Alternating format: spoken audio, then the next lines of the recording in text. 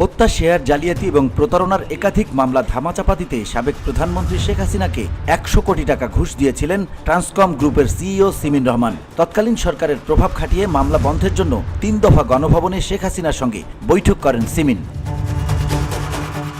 এই উৎকোচ দেওয়ার পরিপ্রেক্ষিতে তাকে হত্যা ও শেয়ার প্রতারণা মামলায় গ্রেপ্তার করা হয়নি। ৩টি মামলারই তদন্ত বন্ধ করে দেওয়া হয়। সম্প্রতি দুর্নীতি দমন কমিশন ও সিআইডির যৌথ তদন্তে বেরিয়ে এসেছে এমন চাঞ্চল্যকর তথ্য। গণভবন থেকে প্রাপ্ত নথিপত্র এবং শেখ হাসিনার পরিবারের দুর্নীতি অনুসন্ধানে এই সংক্রান্ত চাঞ্চল্যকর তথ্য পেয়েছেন সংশ্লিষ্ট তদন্ত কর্মকর্তা।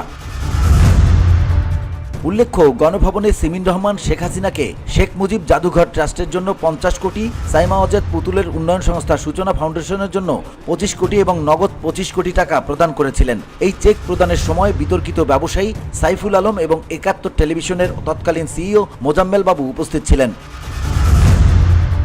উল্লেখ্য যে ২০২৩ সালের ১৬ জুন ট্রান্সকম গ্রুপের প্রতিষ্ঠাতা লতিফুর রহমানের বড় ছেলে আরশাদ ওয়ালিউর রহমান রহস্যজনকভাবে মারা যান। তার মৃত্যুর পর ইউনাইটেড হাসপাতালকে চাপ প্রয়োগ করে এটিকে স্বাভাবিক মৃত্যু হিসেবে দেখানোর চেষ্টা করেন বোন সিমিন রহমান। সেই অনুযায়ী তিনি মৃত্যুর সনদও জোগাড় করেন। সেখানে সিমিনের ফার্মাসিউটিক্যাল কোম্পানি এসকেএফ এর কর্মকর্তারা গুরুত্বপূর্ণ ভূমিকা পালন করেছিলেন। আরশাদের মৃত্যুর পর তার বোন সিমিন রহমানের রহস্যজনক তৎপরতা কারও নজর এড়ায়নি। এ সময় ছোট বোন সাজরে হক ভাইয়ের মৃত্যুকে হত্যাকাণ্ড বলে অভিযোগ তোলেন। তিনি দাবি করেন পৈতৃক সম্পত্তি আত্মসাতের জন্যই আরশাদকে সিমিন পরিকল্পিতভাবে হত্যা করেছেন। ২০২০ সালে কুমিল্লার ১৪ গ্রামের চিউরার নিজের বাংলোতে নিঃসঙ্গ অবস্থায় মৃত্যুবরণ করেন ট্রান্সকম গ্রুপের প্রতিষ্ঠাতা লতিফুর রহমান। শেষ জীবনে মেয়ে সিমিন জোর করেই তার সব কর্তৃত্ব কেড়ে নেন। মূলত লতিফুর রহমান বেঁচে থাকতেই তার সব সম্পত্তি কুক্ষিগত করেন মেয়ে সিমিন। আর আরশাদ রহমান যখন এটা জানতে পারেন তখন তিনি আইনগত ব্যবস্থা গ্রহণের উদ্যোগ নেন। তার আইনগত ব্যবস্থা গ্রহণের খবর পেয়ে সিমিন রহমান আরশাদ ওয়ালিউর রহমানকে হত্যা করেছেন বলে সাজরে হক অভিযোগ করেন। নানা ভয়ভীতি উপেক্ষা করে সিমিনের বিরুদ্ধে শেষ পর্যন্ত আইনি লড়াইয়ে নামেন ছোট বোন সাজরে হক।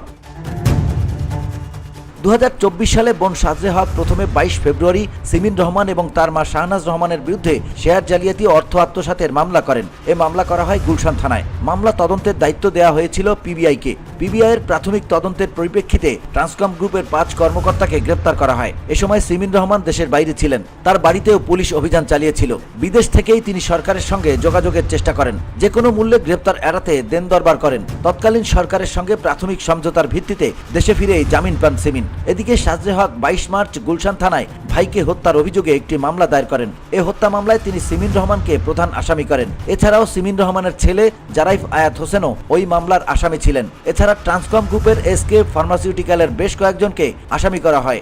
এর পরপরই সিমিন রহমান সরাসরি শেখ হাসিনার সঙ্গে সাক্ষাতের জন্য মরিয়া হয়ে ওঠেন। এ সময় ৭১ টিভির সিইও মোজাম্মেল বাবুর সঙ্গে সিমিনের ২ দফা বৈঠক হয়। মূলত বাবুই সিমিনকে গণভবনে নিয়ে যান। একাধিক সূত্র দাবি করছে সিমিন রহমানকে তৎকালীন প্রধানমন্ত্রীর সঙ্গে সাক্ষাতের ব্যবস্থা করে দিয়েছিলেন মোজাম্মেল বাবু। মোটা অঙ্কের টাকার বিনিময়ে মোজাম্মেল বাবু এ ব্যবস্থা করেন। ১৫ মার্চের এ বৈঠকে প্রধানমন্ত্রীর তৎকালীন মুখ্য সচিব তোফাজ্জল হোসেন মিয়া উপস্থিত ছিলেন। দ্বিতীয় বৈঠকটি অনুষ্ঠিত হয় ১৮ মার্চ। ওই বৈঠকেই সিমিন রহমান ২টি চেক এবং নগদ অর্থ নিয়ে গণভবনে প্রবেশ করেন। নগদ অর্থগুলো ছিল বৈদেশিক মুদ্রায়। ডলার এবং ইউরো নিয়ে তিনি গিয়েছিলেন বলে একাধিক সূত্র নিশ্চিত করেছে। সিমিনের সঙ্গে শেখ হাসিনার শেষ বৈঠক অনুষ্ঠিত হয় গত বছর ১৫ জুন রাতে। ওই বৈঠকে সিমিন প্রথম আলো বিক্রির জন্য চূড়ান্ত সিদ্ধান্ত ও চুক্তিনামা শেখ হাসিনাকে দেখান ও অনুমতি নেন।